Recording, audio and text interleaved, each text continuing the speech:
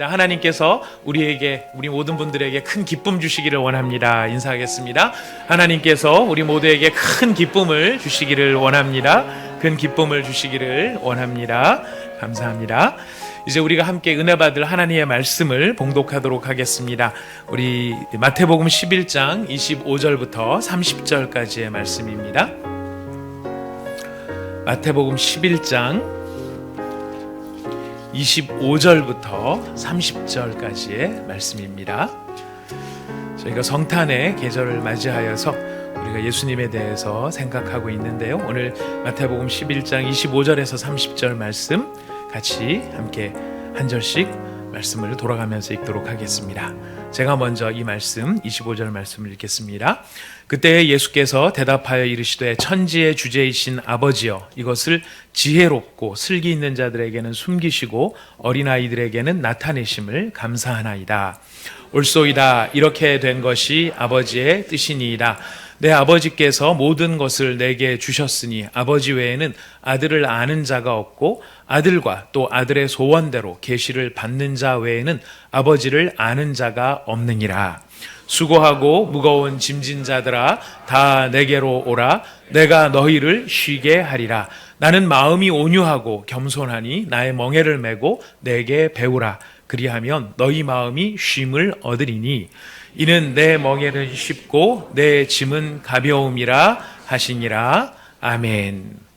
수고하고 무거운 짐진 자들아 다 내게로 오라. 내가 너희를 쉬게 하리라 라고 하는 말씀은 생명의 말씀으로서 이제까지 수많은 사람들에게 영감을 불러일으키고 그의 삶의 모든 고난의 문제들을 이기고 하나님 앞에 새로워지는 그런 초청의 말씀으로 우리 가운데 역사한 너무나 아름다운 말씀입니다.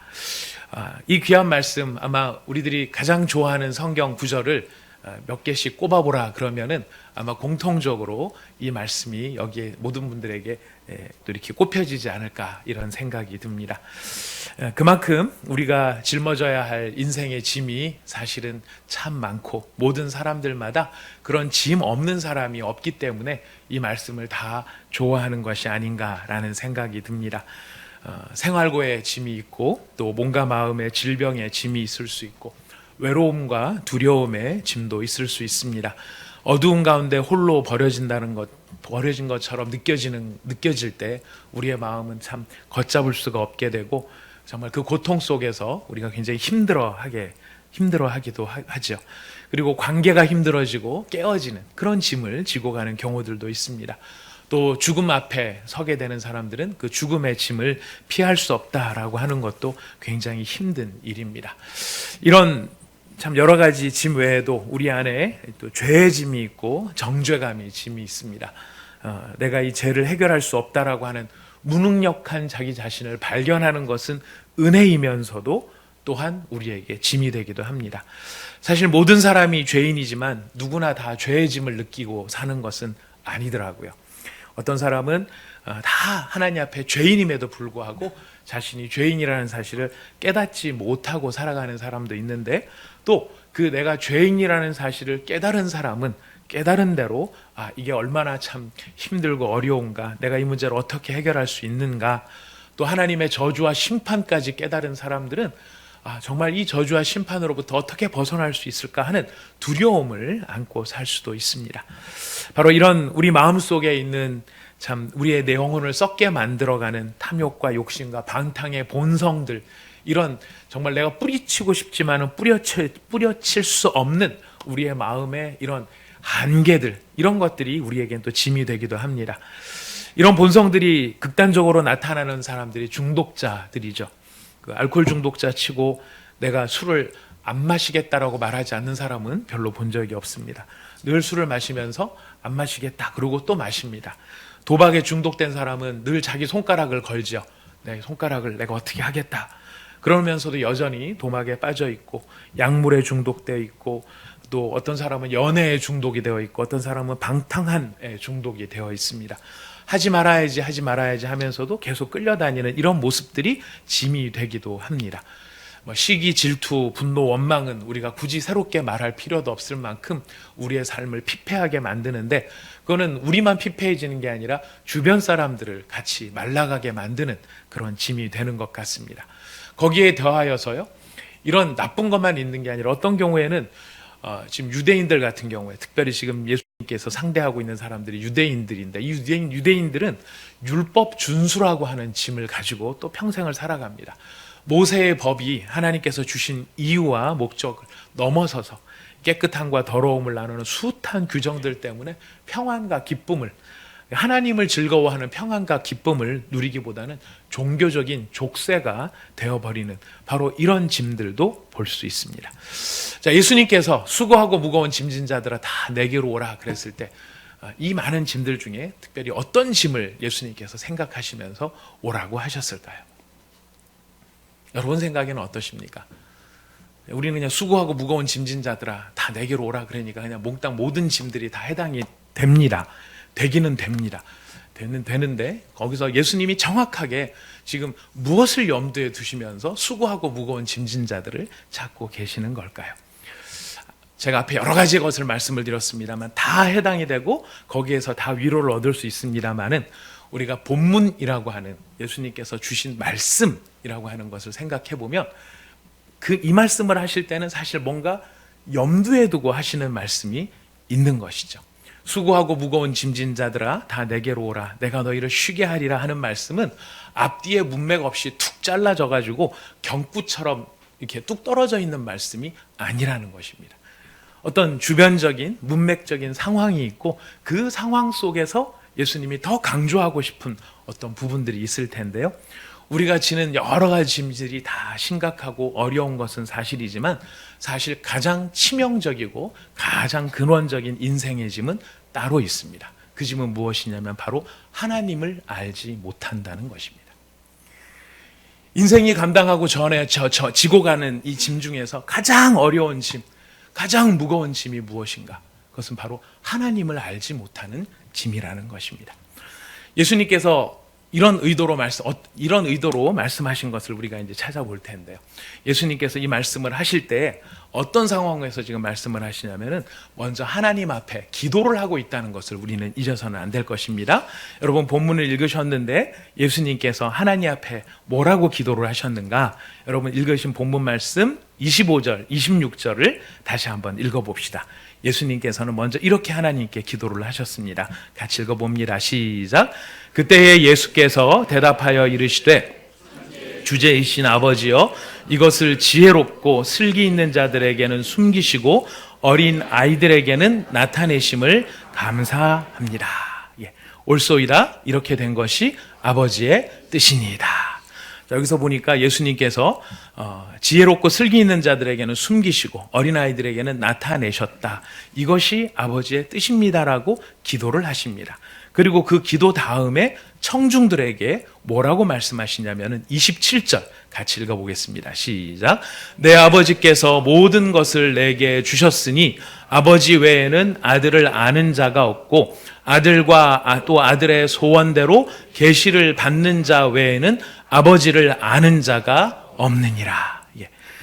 여기 읽으신 것처럼 아버지께서 모든 것을 내게 주셨으니 아버지 외에는 아들을 아는 자가 없고 아들과 또 아들의 소원대로 계시를 받은 자 외에는 아버지를 아는 사람이 없다라고 선포를 하시고 이어서 하신 말씀이 수고하고 무거운 짐진 자들아 다 내게로 오라, 이렇게 이야기를 하시는 것입니다. 그러니까 예수님께서 하신 말씀의 정황을 놓고 보니까 지금 예수님께서 수고하고 무거운 짐을 진 사람들을 초청을 하시는데, 이 수고하고 무거운 짐을 진 사람들은 사실 무엇 때문에 수고와 무거운 짐을 지고 있느냐면 누구를 모르기 때문이에요? 아버지를 모르고 있기 때문이라는 것이. 아버지를 모르고 있기 때문에. 어느 사람이 극심한 감기 몸살로 병원을 찾았는데 진단을 해보니까 감기 몸살이 문제가 아님을 발견을 합니다.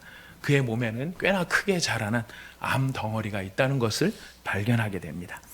여러분, 감기 몸살도 알아누우면 굉장히 고통스럽습니다. 여러분 다 아시잖아요. 감기 몸살 한번 딱 걸리면은 그 감기 몸살 걸려 있는 동안에는 이러다가 죽지 싶은 생각도 들 만큼 사실 감기 몸살도 만만한 것은 아닙니다만은, 그러나 대부분의 경우, 많은 경우에 감기 몸살은 시간이 지나가면 상태가 호전이 됩니다. 암은요, 발병을 해도 사실 금방 죽는 것은 아니더라고요. 늦게 발견한 다음에 빨리 죽는 경우는 있지만은, 발병 자체로 놓고 보면은 그렇게 발병했다고 해서 금방 죽는 것은 아니지만, 그러나 그 치료의 시점을 놓쳐버리면은 어느 시점에 이르러서는 더 이상 사람이 어떻게 손을 쓸 수 없는 필연적인 죽음을 불러오는 것이 암의 무서움이죠. 우리의 삶에 찾아오는 많은 문제들, 인생의 짐들은요, 그것을 맞이하는 순간에는 정말 크게 느껴지고 힘들게 느껴집니다. 여러분, 인생의 문제에 있어서 쉽지 않은 게 뭐가 있습니까? 여러분, 세상에 가장 큰 짐은 어떤 짐이에요? 고통일까요? 세상의 가장 큰 고통은 어떤 고통일까요? 내가 당하는 고통이에요. 내가 당하는 고통이 세상의 제일 큰 고통이고요. 내가 당한 고통 중에서 제일 큰 고통은 뭐냐면 지금 당하고 있는 고통이에요. 언제나 지금 내가 당하고 있는 고통이 세상에서 가장 크게 느껴집니다. 그러나 여러분, 경험들 있으셔서 아시죠? 정말 크고 너무나 대단해서 이 문제 때문에 내가 잘못되는 거 아닌가라는 생각이 들 만큼 힘든 경우가 많이 있지만, 그럼에도 불구하고 이런 많은 경우에 이런 문제들이 어떠시든가요?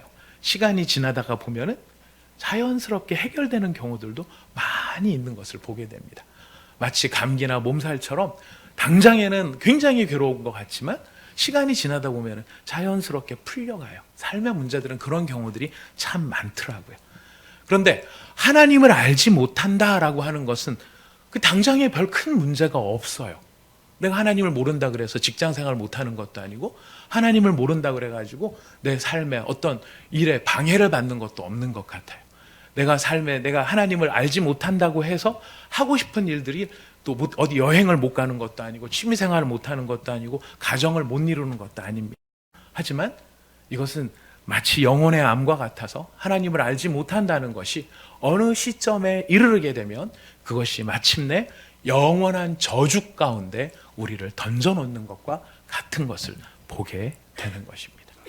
그래서 예수님께서는 수고하고 무거운 짐진 자들아 다 내게로 오라, 이 말씀을 하실 때 그 앞뒤에 정황을 놓고 보면 지금 무엇을 이야기하고 계시냐면은, 지금 이 말씀을 듣는 사람들의 가장 심각한 문제가 하나님을 알지 못하는 자들이다 하는 것에 있음을 우리는 깨달을 수가 있습니다. 자, 그렇다면 예수님께서 이런 말씀을 하셨으니 우리 마음에 당연히 질문이 들죠. 그럼 하나님을 어떻게 알 수 있을까? 하나님을 누가 알 수 있을까? 이런 질문이 듭니다. 자, 우리가 이 하나님을 어떻게 알 수 있을까를 잘 발견하기 위해서는요, 지금 예수님의 말씀에 사실은 두 가지 비교되는 그룹들이 이렇게 나타나고 있어요. 이게 두 부류를 계속 비교를 하면서 예수님이 말씀하시는데, 먼저 하나님을 알지 못하는 사람들이 어떤 사람들인가, 하나님을 알지 못해서 지금 문제가 되는 사람들이 어떤 사람들인가를 우리가 찾아내야 되는데요. 우리가 아까 읽으셨습니다. 25절에 보니까 하나님이 숨겨져 있는 사람들이 있어요. 어떤 사람들에게 하나님이 숨겨져 있습니까?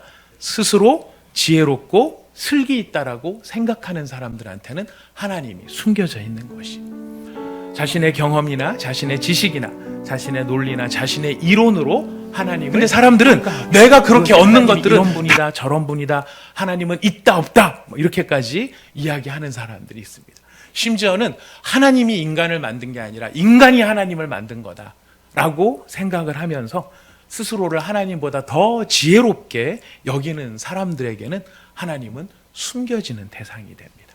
하나님은 드러나지 않습니다. 여러분, 그렇다면 이렇게 스스로 지혜로운 사람들한테만 하나님이 숨겨져 있는가?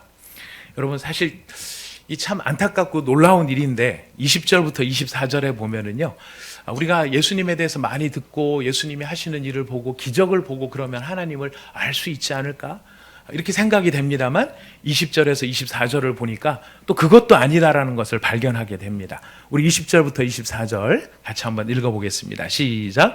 예수께서 권능을 가장 많이 행하신 고을들이 회개하지 아니하므로 그때 책망하시되 있을진저 고라시나 화 있을진저 벳세다야 너희에게 행한 모든 권능을 두로와 시돈에 행하였더라면 그들이 벌써 베옷을 입고 제에 앉아 회개하였으리라. 내가 너희에게 이르노니 심판날에 두로와 시돈이 너희보다 견디기 쉬우리라. 가버나움아, 내가 하늘에까지 높아지겠느냐? 음부에까지 낮아지리라. 내가 행한 모든 권능을 소돔에서 행하였더라면 그 성이 오늘까지 있었으리라. 내가 너희에게 이르노니 심판날에 소돔 땅이 너보다 견디기 쉬우리라. 여기 두로하고 시돈이라는 도시하고 비교되는 동네가 고라신이라고 하는 동네와 벳세다라고 하는 동네입니다. 고라신, 저는 처음에 교회 다닐 때 이게 무슨 신 이름 중에 하나인 줄 알았습니다. 고무신 동생일 수도 있겠다라는 생각도 했었습니다. 근데 고라신이라는 건 동네 이름입니다. 고라신과 벳세다. 그리고 소돔과 비교가 되는 가버나움이 있습니다. 근데 이 고라신, 벳세다, 가버나움은 어떤 특징이 있느냐면 예수님의 미니스트리, 예수님의 사역의 트라이앵글, 삼각주와도 같은 지역이. 이 고라신, 벳세다, 가버나움 이 세 곳에서 예수님께서 가장 많은 기적을 행하셨고 가장 많은 설교를 행하신 것이 바로 이 세 도시의 영역 안에서 예수님께서 이런 일들을 행하셨다라는 것입니다. 예수님의 가르침도 제일 많이 들었고 예수님의 기적도 제일 많이 봤는데 왜 책망을 받고 있죠? 이유는 한 가지입니다. 듣기는 많이 들었고 보기는 많이 보았는데 그들이 그 가르침과 그 기적에 담겨 있는 의미를 깨닫지 못하고 합당한 반응을 보이지 않았다라는 것이. 합당한 반응이라는 것이 무엇입니까? 여기에는 회개로 나타납니다. 베옷을 입고 제에 앉지 않았다라는 것이죠. 베옷을 입고 제에 앉지 않았다. 베옷을 입고 제에 앉는다는 것은 뭐 애통해하고 슬퍼하는 그런 일이 따라가는 것이지만은 회개의 본질은 하나님께로 돌아가는 것입니다. 예수님이 가르치셨고 예수님이 기적을 행하신 가장 중요한 이유는 하나님께로 돌아오라는 것입니다. 근데 사람들은 예수님이 기적을 행할 때 그것을 무슨 마술쇼를 하듯이 오늘은 예수님이 누구를 고칠까? 오늘은 예수님이 어떤 기적을 보여줄까? 예수님의 말씀을 막 들으면 예수님이 오늘 내 마음에 어떤 감동을 줄까? 예수님이 얼마나 나를 짜릿하게 만들어 주실까? 이런 것에만 신경을 썼지 정작 하나님 앞으로 돌아가지는 않았다라는 것입니다. 돌이 어떻게 됐다고 되어 있죠? 교만해져서 하늘에까지 높아졌다라고 이야기하죠. 무슨 말이냐면 하나님보다 자기 자신을 더 지혜롭게 생각하기 때문에 하나님이 하시는 일은 내 손에 뻔해. 하나님이 뭘 일을 하실 건지, 하나님이 어떤 일을 하실 건지, 하나님은 어떤 분인지 내가 다 판단할 수 있고 내가 다 평가할 수 있어. 하나님은 다 내 손 안에 있어 라고 생각하는 그것이 예수님께서 보셨을 때는 그 교만이 하늘에까지 높아진 것이라고 이야기를 합니다. 이러니 이렇게 하나님 앞에 교만한 마음을 갖고 있으니 더 심각한 문제가 생깁니다. 그 심각한 문제는 뭐냐면 16절에서 19절까지. 우리 16절에서 19절 또 같이 읽어보겠습니다. 16절에서 19절 같이 읽어봅시다. 시작. 이 세대를 무엇으로 비유할까? 비유하건대 아이들이 장터에 앉아 제 동물을 불러 이르되 우리가 너희를 향하여 피리를 불어도 너희가 춤추지 않고 우리가 슬피 울어도 너희가 가슴을 치지 아니하였다 함과 같도다. 요한이 와서 먹지도 않고 마시지도 아니하매 그들이 말하기를 귀신이 들렸다 하더니 인자는 와서 먹고 마시매 말하기를 보라 먹기를 탐하고 포도주를 즐기는 사람이요 세리와 죄인의 친구로다 하니 지혜는 그 행한 일로 인하여 옳다함을 얻느니라. 여러분 이 말씀이 무슨 뜻일까요? 너희를 향하여 피를 불어도 너희가 춤추지 않았고 우리가 슬피 울어도 너희가 가슴을 치지 않았다. 다른 말이 아닙니다. 하나님하고 전혀 공감을 못하고 있다는 상황입니다. 하나님은 정말 기뻐하라고 피리를 막 불어주는데 전혀 그것을 기뻐하지 않는 거예요. 또 하나님은 슬퍼하라고 말씀하고 하나님의 마음은 지금 슬픔으로 가득 차 있는데 정작 그것을 바라보는 사람은 하나님의 마음을 같이 공감하지 못하고 슬퍼하지 못하는 거예요. 그러니까 하나님이 기뻐하는 것을 같이 기뻐하고 하나님을 슬퍼하는 것을 같이 슬퍼하는 것이 하나님의 사람들의 모습이 되어야 함에도 불구하고 그 사람들은 다 하나님은 그러시라 그래. 나는 내 삶을 사는 거고 하나님 마음대로 하시고 나는 또 내 형편대로 살아야 된다. 이렇게 생각을 하는 것이죠. 그러니까 요한이 와서 먹고 마시지 않으니까 요한을 보면서 귀신 들렸다 얘기하고, 예수님은 오셔서 먹고 마시니까 저거 봐라 저거 봐, 저거 먹기를 탐하고 포도주를 즐기는 저거는 세리야 죄인의 친구야. 그러니까 서로 반대되는 행동을 하는데도 불구하고 이 사람은 이것 때문에 불만이라고 그러고 저 사람은 저것 때문에 불만이라고 하는 거죠. 한마디로 무엇입니까?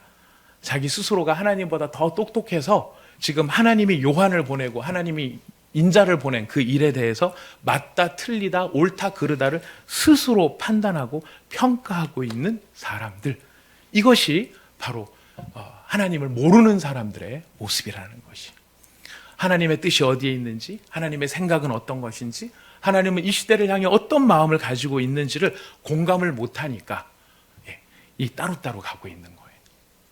여러분, 결혼을 하고 난 다음에 부부간에 좋을 때도 있지만 어떤 때는 굉장히 외로움을 느낄 때도 있는 것을 보게 됩니다. 저희 가정도 그런 과정들이 다 있었고요. 이 상담을 하다 보면은 다른 가정들도 그런 경우들을 많이 봐요. 근데 그런 현상들이 나타나는 가장 외면적인 표시가 무엇이냐면, 이 부부가 우리가 서로 너무 달라요라고 느끼는 게 뭐냐면은, 남편이 좋아하는 것을 아내도 같이 좋아하고, 남편이 싫어하는 것을 아내도 같이 싫어하고, 그 반대도 이렇게 이루어져야 되는데 그냥 너는 싫어? 나는 좋아. 그럼 각자 해. 이렇게 나가는 경우가 사람들로 하여금 같이는 사는데 서로 외롭다고 느끼게 되는 현상들인 것 같아요. 근데 이것이 부부관계나 가족관계만 있는 게 아니라 하나님을 믿는 신앙생활의 관계에도 그렇다라는 것입니다. 이 말씀을 듣고 있는 사람들은 하나님을 아는 사람들일까요? 하나님을 모르는 사람들일까요? 여러분 잘 아시는 것처럼 이 말을 듣고 있는 사람들은 유대인들이에요. 어려서부터 말씀을 들었고 토라를 들었고 계명을 외우는 사람들이에요. 그런데도 불구하고 그렇게 신앙적인 무언가가 있다라고 생각하고 있지만 정작 예수님은 뭐라고 말씀하십니까? 너희가 하나님을 모른다라고 이야기를 해요. 왜냐하면 종교의식은 있지만 뭐가 빠져 있는 것입니까? 하나님과의 마음을 소통하고 그 마음과 함께 이렇게 공감하는 것들이 떨어져 있기 때문에 그렇다는 것입니다. 자, 그렇다면 이것은 오늘날 불신자들을 향한 이야기라기보다는 오늘날 우리가 하나님을 알고 신앙생활을 하고 있다라고 하지만 하나님과 동떨어져 있는 사람들이 들어야 할 바로 우리에게 주시는 하나님의 말씀임을 우리는 귀담아 들어야 할 것입니다. 자, 그렇다면 바로 이런 참 수고하고 무거운 짐진 자들 어떻게 해야 될 것인가? 바로 그들을 향해서 예수님이 선포하시는 것이죠. 예수님의 첫 번째 선포가 우리가 오늘 처음 앞에 서론 부분에 들었던 말씀입니다. 수고하고 무거운 짐진 자들아 다 내게로 오라 이야기를 하시죠. 그렇게 하나님을 알지 못하는 사람들, 종교의식은 가지고 있지만 정작 하나님을 알지 못하는 사람들, 이 사람들이 가지고 있는, 그러니까 신앙생활을 하면서도 기쁨이 없고 신앙생활을 하면서도 만족이 없고 신앙생활을 하면서도 감사가 없는 그 삶이니 그 종교생활이 얼마나 무거운 짐이 될 수 있겠느냐라는 것이. 자, 그랬을 때 예수님이 뭐라고 말씀하십니까? 누구한테로 오라고요? 누구한테로 오라고요? 예. 딴 데 가지 말라는 거죠. 예수님한테 오라는 것입니다. 왜 예수님한테 가야 되는 걸까요? 여러분 아까 읽으셨어요. 아까 27절에 읽으셨어요. 뭐라고 읽으셨느냐면 아들의 소원대로 계시를 받는 자 외에는 아버지를 아는 사람이 없기 때문이에요. 우리에게 참된 계시를 주실 수 있는 분이 누구이시기 때문입니까? 예수님이시기 때문에 그래요. 우리가 처음에 신앙생활 할 땐 예수님을 간절히 찾는데요. 교회 생활이 어느 정도 익숙해지고 내가 뭔가 이렇게 기도나 뭐 이런 것들에 대해서 나름대로 이게 체계가 틀이 이렇게 잡히기 시작을 하면은요, 우리가 예수님으로부터 자꾸 독립하려고 하는 마음들이 생겨요. 이상하게 예수님을 떠나가는 건 아닌데 예수님을 그냥 처음 이렇게 신앙생활 할 땐 예수님이 필요하다고 생각을 하는데 나중에 다 보면은 누구 혼자 신앙생활을 하고 있어요? 어떤 분이 말씀해 주셨습니다. 저 확실히 팍 들렸습니다. 지 혼자. 네. 자기 혼자 가는 경우가 많다는 것입니다. 그래서 우리 온사랑의 교회 제가 자주 이제 한 번씩 기회 있을 때마다 말씀을 드리는데 하나님 앞에서 우리가 의로워진 존재다. 우리 온사랑의 교회 가장 중요한 모토가 의로운 사람들이에요. 우리가 하나님 앞에서 더러운 사람들, 부정한 사람들이 아니라 불의한 사람들이 아니라 의로워진 사람들인데 그 의라고 하는 것이 무엇인지 우리 주보 앞에 늘 설명을 해놓고 있죠. 여러분 보기 보시면 의가 써 있어요. 이 한문으로 의는 우리 처음 듣는 분들도 계실 수 있으니까 여러 번 들었던 분들도 한 번 더 들어주시기 바랍니다. 이 의로울 의자는 두 가지 글자가 합쳐져 있어요. 그 위에는 양자가 있고 그 밑에는 아자가 있어요. 그래서 우리가 의로워졌다라고 하는 것은 무엇이냐면 이 두 개가 결합이 돼야 되는데 내 위에 누가 계실 때예요? 어린 양 되시는 예수님이 계실 때 의로워지는 거예요. 우리가 하나님 앞에 의롭다라고 하는 것은 우리 자신이 금색을 칠해서 의로워진 게 아니라 내 위에 누가 계시기 때문에? 예수님이 계시기 때문에 의로워진 거예요. 근데 이거는 구원받을 때만 그 의가 적용이 되는 게 아니라 구원받고 난 다음에도 우리는 계속 우리 위에 누구를 모시고 살아야 돼요? 예수님을 모시고 살아야 돼요. 근데 아까 말씀드렸지만 우리가 훈련도 받고 뭐 여러 가지 직분도 받고 뭐도 하고 하다 보면은 이제 점점 예수님을 잊어버리고 누가 자꾸 혼자 막 이렇게 살아나느냐면 내가 혼자 막 살아나는 거예요. 그래서 의로울 의자에서 위에 어린 양이 딱 떨어지고 나면 뭐만 남아요? 나만 남는 거예요. 의가 사라지고 나만 남는 모습이 되어야죠. 자, 이러니 우리의 신앙의 생활이 어떻게 되느냐면 수고하고 무거운 짐을 다시 지고 가는 모습이 된다라는 것입니다. 그래서 예수님이 그런 사람들에게 다시 뭐라고 말씀하세요? 누구에게로 오라? 내게로 오라 이야기를 하십니다. 내게로 오라. 우리 예수님 앞으로 나가야 됩니다. 다시 예수님 앞으로 나가야 됩니다. 두 번째, 예수님께서는 뭐라고 말씀하시냐면 내게로 오라 말씀하신 것으로 끝나는 게 아니고 두 번째 말씀을 하세요. 우리 두 번째 말씀 29절 말씀입니다. 같이 함께 읽겠습니다. 시작. 나는 마음이 온유하고 겸손하니 나의 멍에를 메고 내게 배우라. 그리하면 너희 마음이 쉼을 얻으리니. 너희를 쉬게 해주겠다라고 말씀하시면서 29절에서 예수님께서 오라 하신 그들에게 두 번째 무슨 명령을 하고 계십니까? 두 번째 명령은 배우라라는 하는 것입니다. 배우라. 누구에게 배우라고 합니까? 예수님에게 배우라. 근데 배우는데 그냥 배우는 게 아니고 뭐를 메고? 멍에를 메고. 멍에를 맨다 그러면 여러분 좋습니까? 나쁩니까? 표현이 좀 설교적으로 약간 너무 직설적이 약간 표현이 안 맞는데요. 멍에를 맨다 그러면은 사람들이 환영할 일이 아니고 피하고 싶어. 왜냐하면 멍에 그러면 나를 구속하는 어떤 것이라고 생각이 드니까 그렇습니다. 하지만 여러분 원래 멍에라는 거는 소를 괴롭히기 위해서 만든 도구가 아님을 기억하셔야 됩니다. 멍에는 소를 괴롭히려고 만든 도구가 아니고 소가 논이나 밭을 갈 때에 일을 편하게 하라고 만들어준 게 멍에예요. 아닌가요? 여러분이 갑자기 소 입장으로 막 들어가시더니 편한 거는 일 안 하는 거야. 그냥 가서 풀 뜯어 먹는 게 편한 거지. 일하는 건 편한 게 아니야. 이렇게 생각하실지 모르겠습니다. 예, 다 사람이 뭐 부려먹으려고 하는 것이라고 생각할지 모르지만 여러분 소가 온 목적을 잘 생각을 하셔야 됩니다. 예, 그 소가 일을 해야 되는데 그 일을 잘 할 수 있도록 소가 좀 고통스럽지 않도록 해주기 위해서 좀 더 효율적으로 잘 일하도록 하기 위해서 만들어 놓은 것이 멍에이고 그 이스라엘의 멍에의 어떤 구조에 대해서 저희가 지난번 순장반 때도 여러 번 이야기를 했었는데요. 하나짜리 멍에도 있고 두 개짜리 멍에도 있더라고요. 그래서 구멍을 두 개 뚫어서 두 마리 소를 가지고 밭을 갈 때에는 두 마리 소가 함께 멍에를 쥐고 일할 수 있도록 그래서 좀 더 편하게 일을 할 수 있도록 만들기 위한 것이 바로 멍에인 것이죠. 근데 그 멍에를 메고 중요한 건 멍에를 맸다는 게 아니라 멍에를 메고 뭐를 해야 됩니까? 배워야 되는 거예요. 멍에를 맸다는 게 중요한 게 아니고 멍에를 맨 이유가 배우기 위해서 매는 것이죠. 뭐를 배우는 걸까요? 예수님을 배우는 거죠. 예수님의 무엇을 배우는 것입니까? 예수님의 순종을 배우는 것입니다. 누구를 향한 순종? 하나님 아버지를 향한 순종이에요. 하나님 말씀에 대한 순종이에요. 우리가 말씀에 대한 순종이 참 어려워요. 할 만한 거는 하지만 못할 것도 참 많아요.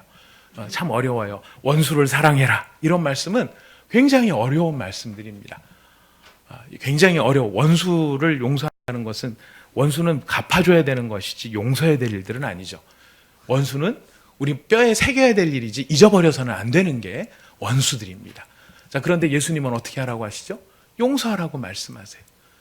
예수님께서 용서의 모범을 보이셨어요. 자기 십자가에 매달리 자기에게 못을 받고 자기를 찌르는 자들을 위해서 기도하시는 모범을 보여주셨어요.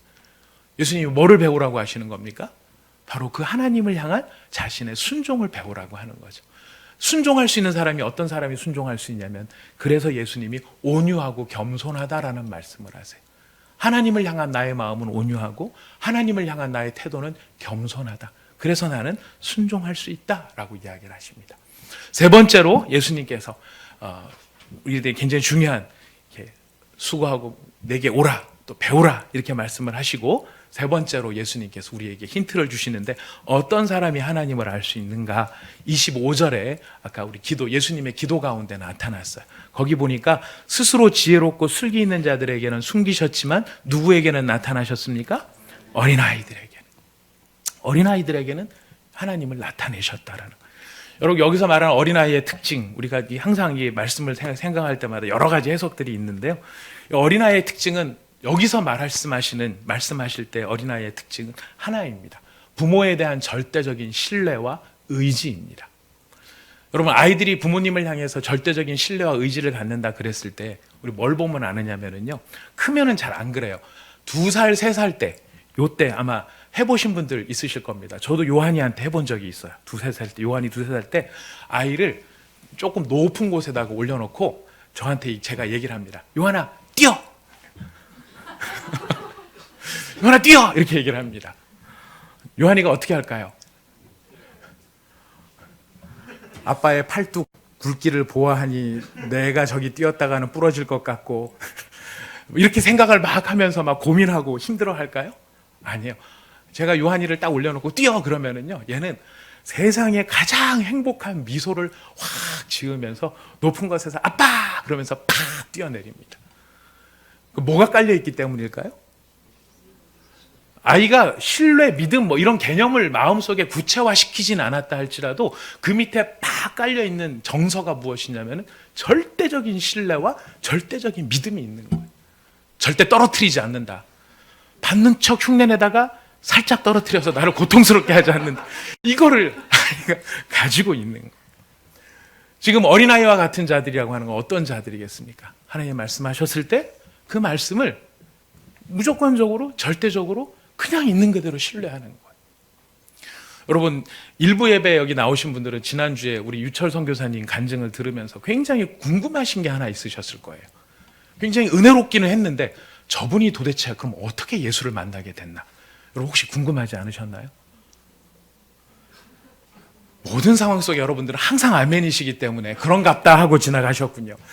네, 저 굉장히 궁금했습니다. 저분이 도대체 어떻게 예수를 믿게 되었을까? 2부 때 얘기를 하셨어요. 제가 짧게 궁금하실 분들을 위해서, 궁금 안 하신 분들은 억지로 궁금하시면서, 이분이 고위 탈북자로서 탈북을 해가지고 자기가 어디 숨어 있을 데가 없으니까 아주 깊은 산골, 남들이 안 도는 산골로 들어갔다 그래요. 그래서 하바로브스크에서 200km 떨어진 소수민 거주지로 들어갔고, 거기에서도 20km 더 들어가서 말농장에 혼자 숨어 있었다 그래요. 그 말농장은 100마리의 말을 키우는 농장인데, 이 사람, 아무도 사람이 없고 자기 혼자 100마리 말을 키웠다고 합니다. 근데 여러분 그때 들어서 아시다시피 이분이 보이부 출신에다가 평양 출신에다가 북한에서 자기 마음대로 살았던 사람인데, 그렇게 충성심도 높았던 사람인데 무엇 때문에 화병이 생겼다 그랬죠? 아이 4명을 홍수에 싹 쓸려 내려가고 아이 넷을 죽이고 난 다음에 이 사람 마음에 심장병이 생겨서 매일 독한 술을 마시지 않으면 잠을 들 수가 없었다고 합니다. 근데 너무 고통이 심하니까 어느 날은 이 짐승 사냥용 총으로 제가 자살을 하고 생을 끝내야 되겠다, 이 결심을 딱 했는데, 그 결심을 하니까 놀랍게도 마음에 평안이 찾아왔대. 그래서 이분이 뭐라고 말씀하시면, 평안은 하나님만 주는 게 아니더라는 거예요. 죽으려고 다 포기해버리니까 마음에 평안이 찾아오더래요. 근데 분별하라고 하더라고요. 하나님이 주시는 평안과 사탄이 주는 평안이 다르다고. 비슷해 보이지만 다르다고. 그래서 자기가 죽겠다고 생각하니까 너무 마음이 평안해졌는데, 이 말농장의 주인이 오면 자기가 갖고 있는 거 다 인수인계 해주고 책임감 있게 죽으려고 주인을 기다리는데, 주인이 와야 되는 날짜에 안 오고 며칠 늦어지더래요. 그러면서 막 욕이 이만큼 나온 이런 상황. 왜 나 죽으려고 결심해 빨리 죽어야 되는데 이 사람이 왜 안 오나 이런 생각이 드는데 하루는 이제 허접한 식사, 말농장에서 하는 식사를 하다가 보니 자기 앞에 말이 죄송합니다. 있는 그대로 그냥 설명을 하겠습니다. 들은 그대로 말이 똥을 한 바가지 푸드득 하고 써놓고 갔대요. 근데 그거를 딱 보니까 무슨 생각이 들었냐면 된장을 먹고 싶다 이 생각이 들었답니다. 이 사람이 죽기 전에 된장이라도 한번 먹고 죽자. 왜냐하면 자기가 맨날 먹는 게 연어 말린 거 아니면 말고기에 소금 친 거밖에는 먹는 게 없으니까 된장을 한번 먹고 죽었으면 좋겠다. 근데 자꾸 일정이 늦어지는 그 주인 때문에 마음에 그냥 화만 나고 그래서 주인이 왔대요. 그래서 막 화를 냈답니다. 송아지, 망아지, 강아지 막 이러면서 막 화를 막 냈더니 주인이 왜 그러냐? 나 된장 먹고 싶다. 나 이 몸 아픈 거 네가 알지 않냐? 근데 지금 이 된장이라는 게 있는데 그걸 먹으면 좀 내가 나을 것 같다. 그래서 마을로 데려가 달라. 그래서 마을로 갔답니다. 그 동네가 굉장히 깊은 산골에 있어서 이 대부분 소수민족만 사는데 자기가 딱 가도 어디서 한국말이 들리더라는 거예요. 한국말이. 근데 한국말인데 무슨 말인가 들었더니 예수 믿으세요 하고 전도지를 나누어져. 보니까 남한에서 온 단기 선교팀이 거기에 와서 전도지를 주고 있더라고요. 그 동네 자체가 한국 사람을 거의 못 보는 동네인데 희한하게 그때 단기 선교팀이 와서 이 전도지를 나눠. 이 사람이 깜짝 놀랐대요. 어서 이게 한국말이 들리나. 근데 한국 사람이 말이 들리길래 조선 사람이래요? 딱 그랬더니 이 사람들이 놀래더래요. 왜 놀래냐면은 자기가 그 산에 들어가서 말농장에서 혼자 산 게 3년 정도가 되는데 3년 동안 씻지도 않고 머리도 안 빗고 그러니까 머리는 이만큼 산발이고 수염도 이렇게 기르고 마리아스는 빵꾸나 있고 러시아 군복에 군화만 신고 있는 그 모습이 세상에 거지도 그런 거지가 없고 강도도 그런 강도가 없는 것 같은데 그 사람이 한국말을 하는 것 때문에 북한말을 하는 것 때문에 놀랬다는 거예요. 놀래고 있는데 이 전도팀이 그러면 우리가 지금 이 예수님을 한번 믿어보시라고 그러면서 얘기를 하는데 자기가 머릿속에 보이부에 딱 들어있는 게 공화국의 원수 미제의 앞잡이 예수쟁이들을 죽이고 죽을 수 있다면 내가 나라에 충성을 할 수 있겠다. 이왕에 죽을 건데 자살을 할 건데 저 미제놈들을 다 때려 죽이고 내가 죽어야 되겠다. 이 생각이 막 마음속에 끌어오르더래요. 근데 자기는 그런 생각이 끌어오르는데 그분들은 자기를 이렇게 의자에 앉히더니 선생님 제가 우리 말 좀 들어보라고 하면서 이 사람들이 이제 무슨 얘기를 하는데 영 못 들을 소리들. 자기가 제일 싫어하는 예수쟁이의 얘기를 하더라는 겁니다. 근데 이분들이 이제 얘기를 하다가 우리가 당신을 위해서 기도를 좀 해줘도 괜찮겠느냐.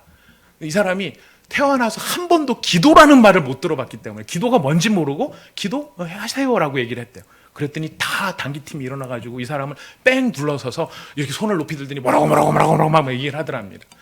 막 듣다가 보니까 이제 이 선교사님의 표현을 그냥 그대로 쓰자면은 이게 웬 A, B, C, D, E, F, G, 랄 발랄할 발자에 빛광자 뭐 이렇게 해갖고 이게 웬 이런 짓거리냐 막 이렇게 생각이 돼서 자기가 너무 화가 나가지고 벌떡 일어나서 이제 이 사람들 해치고 나가려고 하는데 눈을 뜨고 있는 사람이 있어요. 눈을 마주치면 그 사람한테 빗기라고 나갈 때 전부 눈을 감고 이러고 있더라는 거예요.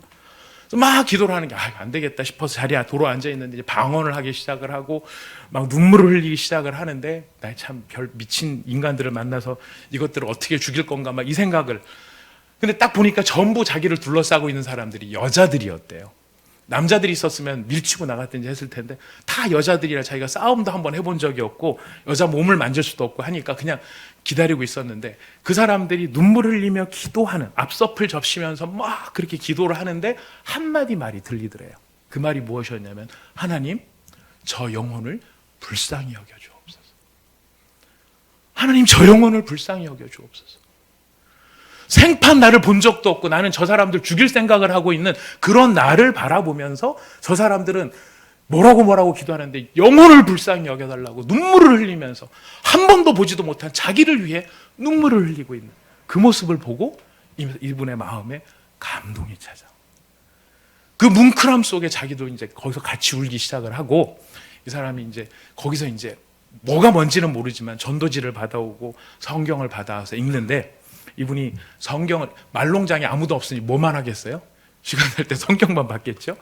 근데 무슨 말인지는 잘 모르겠는데 자기한테 딱 꼽힌 게 뭐였냐면 구하라 그리하면 너희에게 주실 것이요 찾으라 그리하면 너희가 찾을 것이요 문을 두드리라 그리하면 너희에게 열릴 것이니 너희가 악할지라도 자식에게는 좋은 것을 줄 줄 알거든 하물며 하늘에 계신 너희 아버지께서 사랑하는 자녀에게 좋은 것을 주시지 않겠느냐.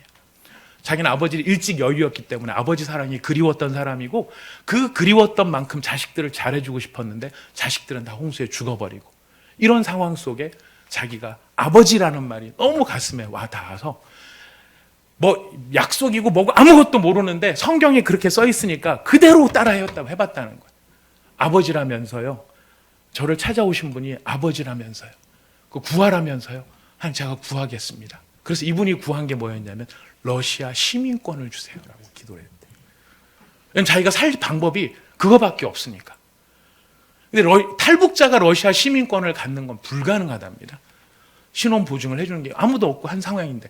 근데 자기는 그냥 하나님이 말씀에 그러더라고 했으니까 자기는 그걸 보겠다라고 생각하면서 그냥 무턱대고 하나님 구하라고 하셨죠? 구하겠습니다. 러시아 시민권을 주세요.